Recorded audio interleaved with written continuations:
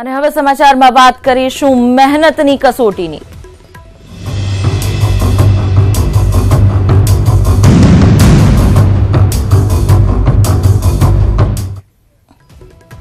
રાજ્યમાં ગુજરાત જાહેર સેવા આયોગની નાયબ સેક્શન અધિકારી અને નાયબ મામલતદારની સ્પર્ધાત્મક પરીક્ષા લેવામાં આવશે। આ પ્રિલિમિનરી પરીક્ષા બપોરે 3 વાગે શરૂ થશે। 5 વાગ્યા સુધી આ પરીક્ષા ચાલશે। પરીક્ષા માટે 32 જિલ્લાઓમાં 1452 પેટા કેન્દ્ર પર પરીક્ષા લેવામાં આવશે।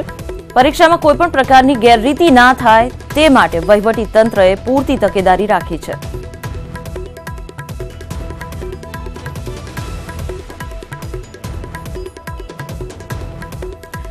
તો પરીક્ષાને લઈને અહીં તમામ કેન્દ્રો પર પૂરતી તકેદારી રાખવામાં આવી રહી છે અને કડક સુરક્ષા વ્યવસ્થા વચ્ચે આ પરીક્ષા સંપન્ન થાય તેનું તંત્રએ ધ્યાન રાખ્યું છે, કારણ કે અગાઉ પણ આ પ્રકારની પરીક્ષાઓ સમયે સ્પર્ધાત્મક પરીક્ષાઓ સમયે પેપર લીકનો ખતરો જે છે તે હંમેશા રહે છે।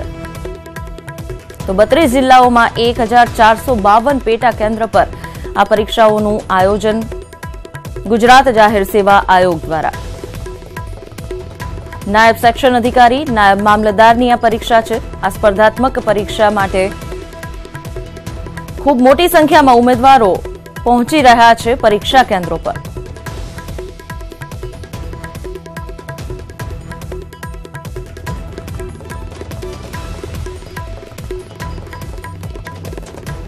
તો આજે પરીક્ષાઓનું આયોજન છે 32 જિલ્લામાં। આ માટે ખૂબ કડક બંદોબસ્ત પરીક્ષા કેન્દ્રો બહાર ગોઠવવામાં આવ્યો છે। સુરક્ષાની પૂરી તકેદારી।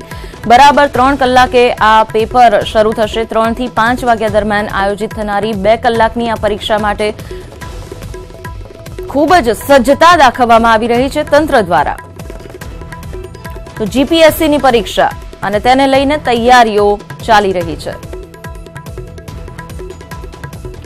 તો આજ મામલે અમદાવાદમાં શું સ્થિતિ છે, વધારે માહિતી મેળવીશું। સંવાદદાતા સંજય ટાંક આપણી સાથે જોડાયા છે। જ્યારે વડોદરામાં કેવા દ્રશ્યો સામે આવી રહ્યા છે તેની માહિતી આપશે સંવાદદાતા ફરીદ ખાન। સૌથી પહેલા સંજય, આપની સાથે વાત કરવા માંગીશું અને અમદાવાદમાં આ પરીક્ષાની તૈયારીઓને લઈને તંત્રની કેવી તૈયારી અને વિદ્યાર્થીઓમાં કેવો ઉત્સાહ?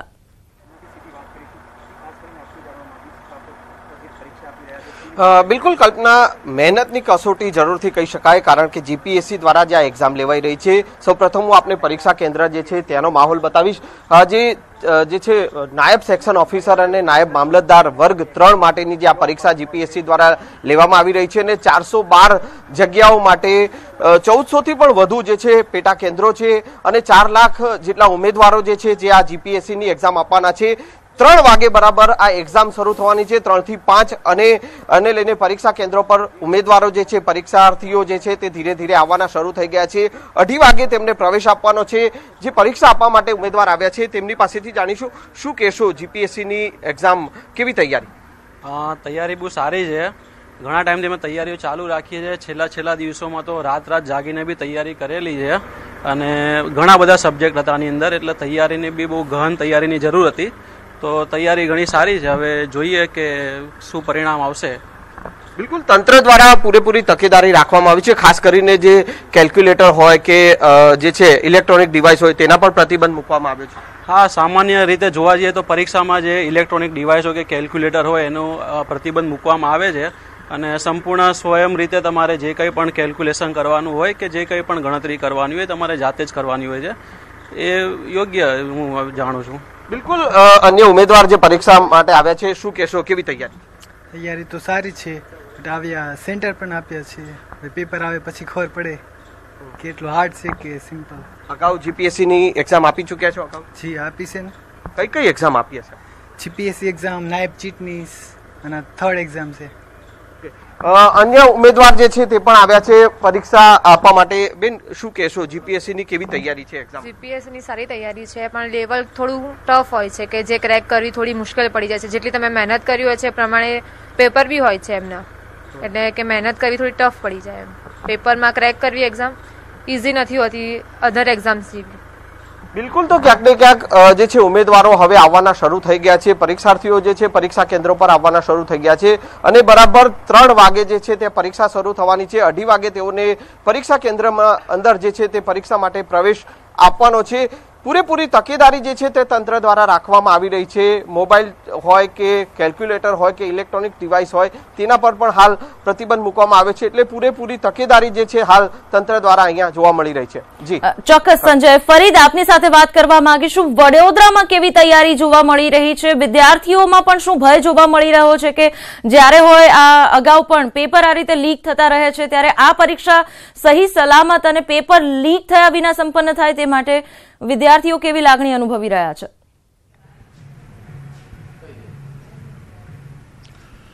ચોક્કસ કલ્પના, જે રીતે જીપીએસસીની આ એક મહત્વપૂર્ણ પરીક્ષાનો આજે 3 વાગે વડોદરામાં પણ 40 કેન્દ્રો ઉપર પ્રારંભ થવા થઈ રહ્યો છે, ત્યારે પેપર લીકના કારણે જે એક અવિશ્વાસનું વાતાવરણ જે વિદ્યાર્થીઓમાં જે ઊભું થયું છે, તે જે અવિશ્વાસનું વાતાવરણ ન રહે અને બિલકુલ એક વિશ્વાસપૂર્વક વિદ્યાર્થીઓ આ જે જાહેર સેવાની જે પરીક્ષા આપી શકે તે માટે વડોદરાના 40 કેન્દ્રો ઉપર જે તૈયારીઓ જે છે તે પૂર્ણ કરી લેવામાં આવી છે। અમે લોકો જે હિલ મેમોરિયલ શાળા છે ફતેગંજ, ત્યાં આગળ જે પરીક્ષા કેન્દ્ર છે ત્યાં ઉપસ્થિત છે। હું અહીંયા બતાવીશ કે આ તમામ જે તૈયારીના ભાગરૂપે ખાસ કરીને જે પરીક્ષામાં કોઈ ગેરરીતિ ના સર્જાય તેની તૈયારીઓ પણ આ વખતે ખાસ તકેદારીના ભાગરૂપે કલ્પના રાખવામાં આવી છે। જે અહીંયા જે સીસીટીવી કેમેરા જે છે એ સીસીટીવી કેમેરા પણ દરેક વર્ગની અંદર જે છે તે બિલકુલ મૂકી દેવામાં આવ્યા છે અને તેનું મોનિટરિંગ જે છે તે એક વર્ગમાંથી કરવામાં આવી રહ્યું છે। કલ્પના, 10,725 પરીક્ષાર્થીઓ આજે વડોદરામાં 40 કેન્દ્રો ઉપરથી પરીક્ષા આપશે।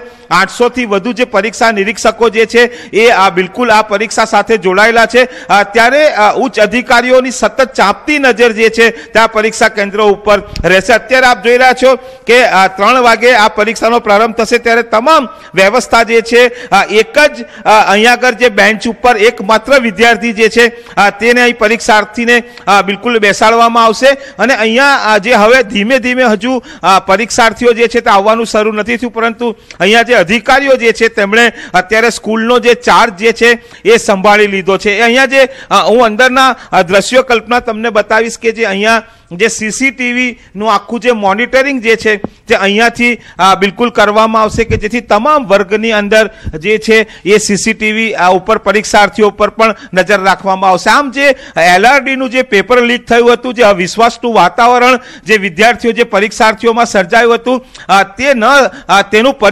પુનરાવર્તન ન થાય અને આ વખતે જીપીએસસીની જે નાયબ મામલતદાર અને નાયબ સેક્શન અધિકારી વર્ગ 3ની જે પરીક્ષા છે એ શાંતિપૂર્ણ રીતે અને બિલકુલ એક વિશ્વાસના વાતાવરણ વચ્ચે સંપન્ન થાય તેને માટેની તૈયારીઓ વડોદરામાં પણ કરવામાં આવી છે। આભાર ફરીદ આપનો અને સંજય આપનો તમામ માહિતી આપવા બદલ। તો વડોદરા અને અમદાવાદમાં સંપૂર્ણ તૈયારી સાથે વિદ્યાર્થીઓમાં વિશ્વાસનું વાતાવરણ વધુ એકવાર પ્રસ્થાપિત કરવાનો તંત્રનો પ્રયત્ન।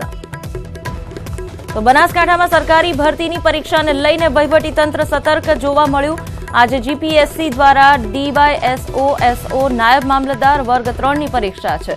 101 બિલ્ડિંગના 1072 બ્લોકમાં 25,714 વિદ્યાર્થીઓ આ પરીક્ષા આપશે।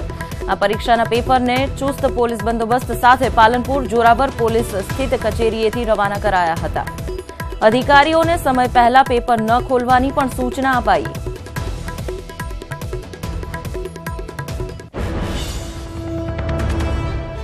ગુજરાત હાઈકોર્ટની વર્ગ 4ની પરીક્ષા પૂર્ણ થઈ ગઈ છે। માત્ર 55 જગ્યા માટે 1 લાખથી વધુ ઉમેદવારોએ પરીક્ષા આપી। ઉમેદવારોને પેપર પણ સરળ લાગ્યું। પરીક્ષામાં કયા ખેલાડીએ કઈ એક્ટ્રેસ સાથે લગ્ન કર્યા તેમજ સ્ટેચ્યુ ઓફ યુનિટીની ઊંચાઈ કેટલી, આનંદીબહેન પટેલ કયા રાજ્યના રાજ્યપાલ છે, હાલમાં કયા રાજ્યમાં ચૂંટણી યોજાઈ છે, આવા સવાલો પૂછવામાં આવ્યા હતા। પટાવાળા, હમાલ, ચોકીદાર, લિફ્ટમેનની જગ્યા માટે ધોરણ 8 પાસની લાયકાત માંગવામાં આવી છે, પરંતુ આ પરીક્ષા આપવા પહોંચેલા કોઈ ગ્રેજ્યુએટ છે તો કોઈ ડબલ ગ્રેજ્યુએટ, કોઈ વકીલ પણ હતા। 3 વર્ષથી તૈયારી કર્યું અને ડબલ ગ્રેજ્યુએશનનું આ 7 પાસ ઉપર ભરતી હતી અને 56 જગ્યા હતી। આમાં ડબલ ભરતી પડી હતી, એક 1100 ઉપર હતી અને એક એટલે ડબલ એક્ઝામ અને ડબલ ફી ભરી અને મારે આવવા જવાનો ડબલ ખર્ચો થયો। આટલું ભણ્યા છો તો કેમ પટ્ટાવાળાની જગ્યા માટે નોકરી મળતી જ નથી, બેરોજગારી। ખરેખર ગુજરાત સરકારને એક જોવા જેવું છે કે 55 જગ્યા માટે લાખોના ઉમેદવાર પટ્ટાવાળાની જગ્યા માટે આવી રહ્યા છે। એટલે કે ખરેખર ગુજરાતમાં ક્યાંય રોજગારીનો તો એક જગ્યાએ તો અભાવ છે જ। પેપર એટલું સહેલું પૂછ્યું છે કે 100માંથી 98-97 છોકરા માર્ક્સ લઈને પાસ થવાના જ છે, એટલે મેરિટ પણ આનું 99 એ અટકશે એ તો 100%. લોકો આટલી દૂર દૂરથી આવી રહ્યા છે અને આ રીતે એક્ઝામો લઈને તો પણ કંઈ રોજગાર નથી મળી રહ્યો. બિલકુલ અન્ય ઉમેદવાર જે છે આવ્યા છે, શું કહેશો, ક્યાંથી આવો છો? હા, અમદાવાદમાંથી જાઉં છું લોકલ. અને જે પ્રમાણે પેપર કાઢ્યું છે ને કે બહુ જ ઇઝી હતું, જે 8મા લેવલનું પેપર હોવું જોઈએ એ પ્રમાણે હતું નહીં. અને આટલું બધું ધાર્મિક અને જેમાં રાજકીય આટલું બધું પૂછવામાં આવ્યું છે ને એટલું બધું ના હોવું જોઈએ, મારું એવું માનવું છે. એમાં ખાસ કરીને બોલિવૂડના પ્રશ્નો પૂછાણા હતા, રમતગમતના પૂછાણા હતા, કયા ખેલાડીએ કયા હિરોઈન સાથે લગ્ન કર્યા, કઈ ખેલાડીએ કયા ખેલાડી સાથે લગ્ન કર્યા તેવા પ્રશ્નો આવ્યા હતા.